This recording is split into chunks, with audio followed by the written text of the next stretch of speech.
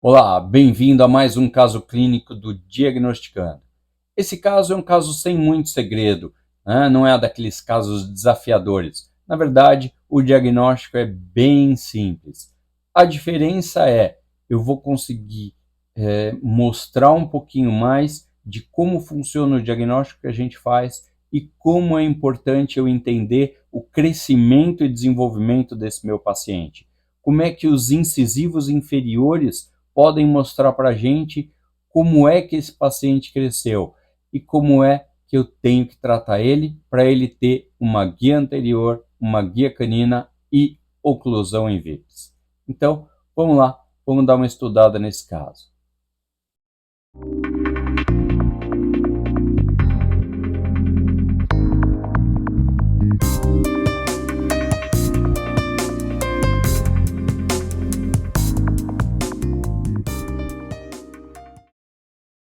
Aviso importante. É estritamente proibida a cópia parcial ou total de qualquer informação relacionada aos casos clínicos discutidos neste canal, bem como a divulgação de dados pessoais de pacientes de acordo com a LGPD.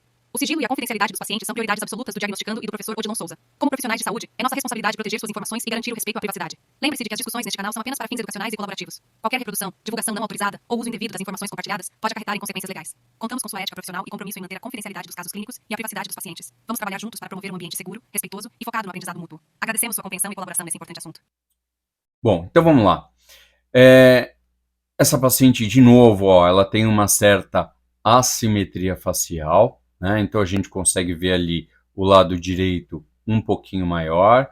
Como eu falei, não é relevante a partir do momento que não alterar a guia anterior e a guia canina, tá bom? Então, se ela não está interferindo essa guia canina, se ela está justaposta, certinha, não tem problema nenhum. Ali na hora da mecânica, na hora que eu resolver como eu vou tratar essa paciente, que eu vou resolver a oclusão, né? A oclusão em VIPs, tá bom? Mas a guia anterior e a guia canina, se ela não está interferindo, não tem problema essa assimetria, tá bom? O que eu consigo ver é uma musculatura muito forte de mento, tá? Na análise de perfil dela, se vocês observarem a linha queixo-pescoço, né, o ângulo da linha queixo-pescoço, basicamente ele não existe e isso não é legal, tá? Muito provavelmente essa paciente sofre de ronco e de apneia. Então a gente sempre vai controlar o máximo possível isso. Encaminha, lembrando que a gente pode ter sequelas graves, né? O paciente pode ter sequela por apneia, desde aumento de pressão sanguínea, né? Então, aumento de pressão arterial é o mínimo ali que a gente vai esperar de um paciente que tem apneia. Então, muito cuidado, tá? Vamos indicar, é legal, o paciente vai se sentir prestigiado, ele vai se sentir que está na mão de um bom profissional quando o profissional identifica esse tipo de coisa e encaminha ele para a pessoa correta, né? Se vocês não fizerem o tratamento, encaminhar vai ser bem legal, tá? Na análise de sorriso, ela tem um sorriso bem tímido, né? O que pode me mostrar que ela tem um excesso de tecido, vamos dizer assim. Então, de repente, uma mordida profunda esquelética causaria isso. Algum tecido que está sobrando. E aí, a hora que ela sorri, acaba não aparecendo muitos dentes, tá bom? Então, é uma das possibilidades que a gente vai ter nesse caso. Então, de novo, olhando o perfil dela, olha o mento, como ele é bem forte. Então, uma musculatura bem forte, tá? E, linha queixo-pescoço basicamente não existe. E olha como essa paciente é convexa, muito convexa, muito convexa, né? Então, a parte média dessa paciente está à frente da maxila e à frente da mandíbula. Então, ela está bem convexa. A hora que a gente traça as linhas, terço superior e médio parecem estar equilibrados e o terço inferior dela está diminuído. Então, de repente, ela não está sorrindo por causa disso. tá? Então, converse com a paciente, vê o que ela acha, de repente a gente faz algum tipo de mecânica para melhorar esse terço inferior, extruir um pouquinho de dente, distalizar dente, fazer alguma coisa para melhorar esse terço inferior dela, tá? E é um plus do tratamento também. A hora que a gente faz a análise de perfil dessa paciente, olha só, o mento está posicionado atrás das linhas, ó. Então ela é um padrão 2 de face, tá? Então, ó, padrãozinho 2 de face, perfil muito convexo. A hora que a gente analisa os dentes, ó, lado esquerdo aqui, classe 2, uma classe 2 aí de meia cúspide, e do lado direito, um quarto de cúspide, um terço, é um quarto de cúspide, basicamente, né? Então, um canino que deu uma escapada. A linha média, ela está coincidente, ó, está justaposta. Então, não vou me preocupar. Provavelmente é inclinação de dente ou algo parecido aqui, tá? É alguma compensação no organismo dela que aconteceu, né? Que deu essa diferença entre um lado e outro. Não vou me preocupar com isso. Na hora do alinhamento, nivelamento, na hora da mecânica, que a gente vai fazer essa pequena correção dessa diferença de classe de um lado para o outro. Lembrando, né, a gente vai terminar isso em classe 1 canina, em guia anterior e oclusão em VIPs. Então tá tranquilo. Tá? Nos côndilos, eu acho que eu não me preocuparia, como a gente viu a linha média ali, ela tá boa. O que me chama muito a atenção, que a gente já comentou, é abertura periforme, ó, abertura do nariz. Eu não tenho basicamente nada de abertura periforme dessa paciente, tá? Então, encaminhar para o otorrino, encaminhar para quem vai tratar a apneia, vai ser bem importante, tá? Converse com a paciente antes, de repente ela já está até fazendo tratamento. E aí, como é que você está? Você respira direito? Você ronca? É legal ter na anamnese, né? Tem quadro clínico, né? Diagnóstico fechado de apneia do sono? Pergunta, tá bom? Pra gente às vezes não vai alterar grande coisa, mas é interessante. Às vezes é importante a gente definir um aparelho ou outro, dependendo desse tipo de questionamento do paciente, desse tipo de situação do paciente. Tá? A hora que a gente vê a teleradiografia, eu consigo ver uma protusão dos dois incisivos, né? Então, ó, o terço médio ali do paciente está mais para frente realmente, e os incisivos, ó, com uma compensação bem grande. Bem grande. Vamos dar uma olhadinha na cefalometria para a gente confirmar o que a gente está vendo. Então, ó, crescimento sagital, crescimento antero-posterior. Olha lá, ó, plano de Frankfurt com linha NP, tá certinha. NAP 5, o NAP, lembra, é o índice de convexidade da face, está muito convexa.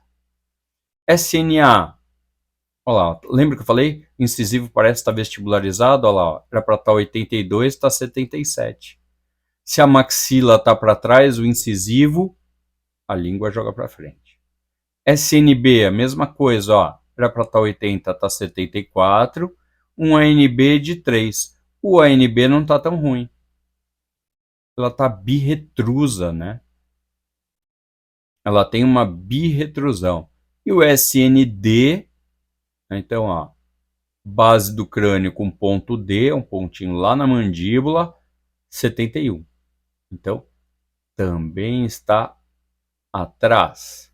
Crescimento, vamos dar uma olhada? Eixo Y, NSGN, era para estar 67, tá 70, olha só.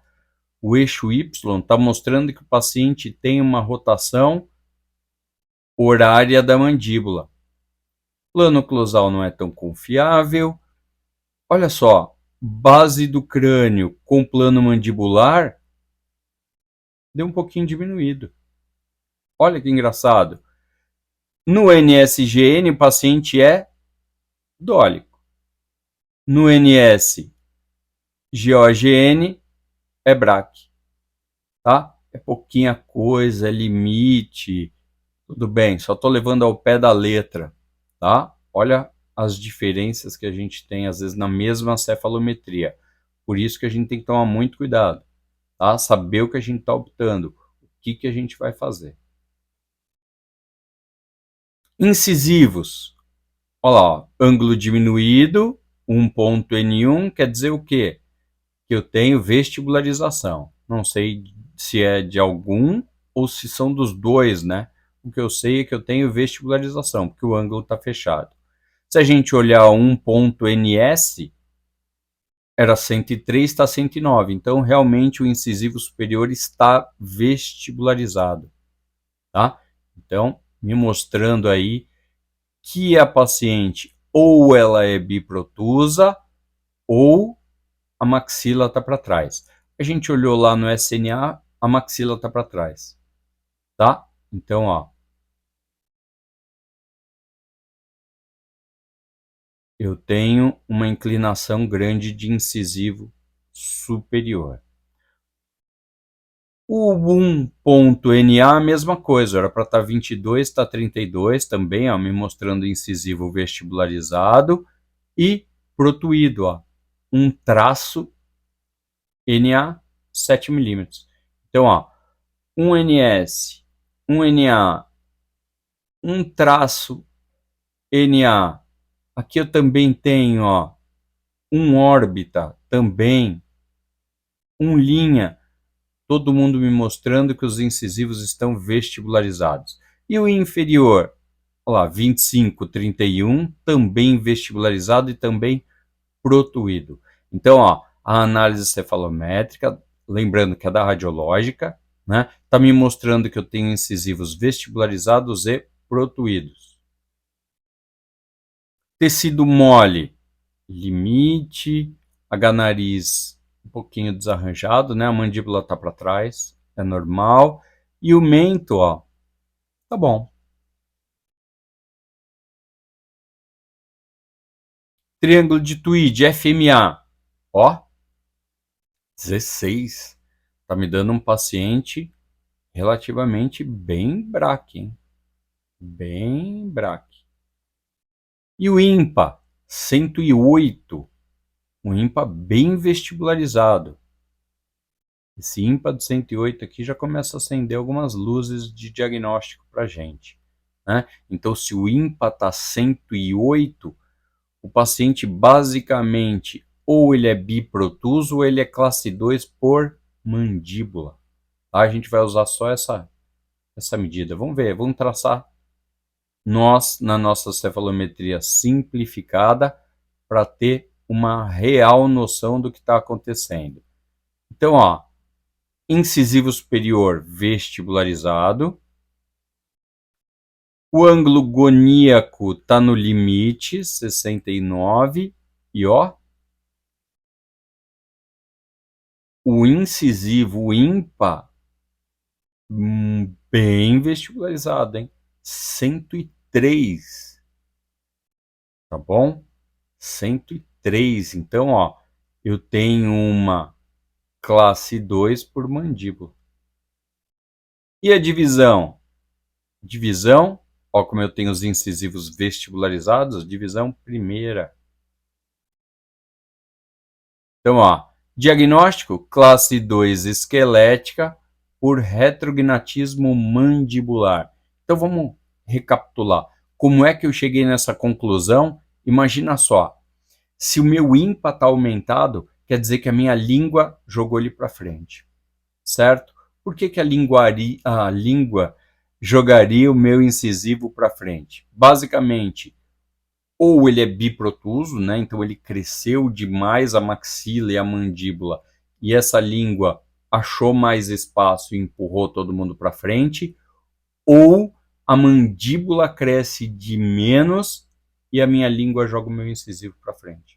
Então, assim, vocês nunca vão achar um paciente classe 1 com ímpa acima de 97 graus. vocês nunca vão achar um paciente classe 3 com ímpa acima de 97 graus. Tá? Se o ímpa está acima de 97 graus, esse paciente ou ele é classe 2 por mandíbula, ou ele é biprotuso. Não tem outra possibilidade. Mais para frente a gente vai conversar mais disso. Legal? Então, ó, classe 2 esquelética por retromandibular. Tá? Tratamento. O que eu posso fazer aqui? Ó, distalização da mandíbula. Desculpa, distalização da maxila. Daria para fazer? Dá para fazer. Tá? De repente alinha a nivela, coloca 2 mini implantes e retrai a maxila. O problema é que o ímpa está muito aumentado. Se ele tivesse abaixo de 102 graus, eu ia falar para vocês, ó, distaliza a maxila, porque vai rodar a mandíbula. Lembra que eu estou no limite para mordida profunda esquelética? Se eu rodar essa mandíbula, eu vou melhorar a FAI dessa paciente. Vai ficar legal. O tratamento dela vai ficar bom. Tá? E aí eu faria um pouquinho de desgaste, né, de IPR, lingualizaria esses incisivos e terminaria bom. Tá? O caso ficaria com guia anterior, guia canina e oclusão em vias. Como ela já está com 103, o que está me falando esse 103? Né? Ele está me falando que a mandíbula está tão pequena que ele teve que compensar cada vez mais.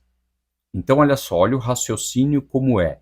Se a minha mandíbula está pequena, o meu incisivo está vestibularizado. Quanto mais vestibularizado ele tiver, ele está me mostrando que menor está a minha mandíbula. Então, por exemplo, se eu pego um ímpa de 104, 105, 106, até 100 e pouco, né, 110, 116, quer dizer que esse caso é cirúrgico, eu não consigo compensar esse paciente. Tá bom? Vai ser muito difícil de fazer compensação dessa paciente. Tá? Então, ó, sempre que eu tiver um ímpa acima de 104, já é cirúrgico. Se ele está ali 103, 102, eu ainda consigo arrumar com algum tipo de extração. E o ideal é o paciente estar ali com 98, 99, 100, 101. Quer dizer o quê? Que eu consigo melhorar isso, principalmente o inferior, né, com um pouquinho de desgaste. No caso dela, eu acho bem difícil. Tá? No caso dela, eu acho que a melhor solução aqui é a exodontia. Tá?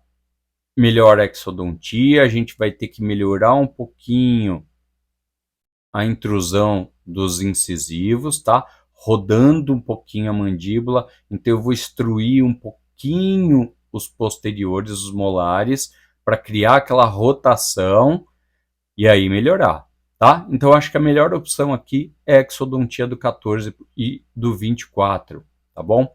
Vou montar, eu sempre gosto antes, né, da montagem do aparelho, vocês vão ver que é meu padrão. Bract MBT, para ajudar principalmente na inclinação do incisivo inferior. Faço alinhamento e nivelamento.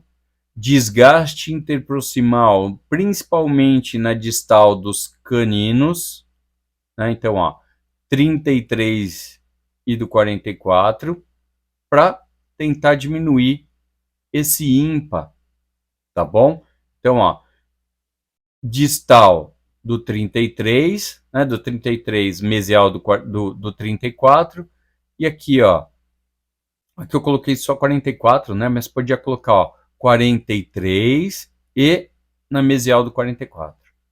Vou fazer esses slices, melhorar a inclinação, diminuir o ímpa, e aí sim, passar toda a sequência de fios, melhorar o caso. Achei classe 1, canina, mesializa os dentes posteriores para acabar de fechar o espaço. Tá? Então, um caso uma mecânica um pouquinho mais chatinha, mas o diagnóstico não foi tão fácil. Parece que é sempre assim, né? Quando o diagnóstico está fácil, a mecânica é mais complexa. E na verdade é isso mesmo. E quando a mecânica, quando o diagnóstico é mais difícil, a mecânica é mais fácil. Tá? Dúvidas? Se tiverem alguma dúvida, entre em contato, deixa a dúvida aí embaixo, comente o vídeo, participe, tá bom? A gente está fazendo isso para tentar acrescentar para os nossos alunos e para todos os ortodontistas que estão na internet. Legal? Um abraço, até o próximo caso.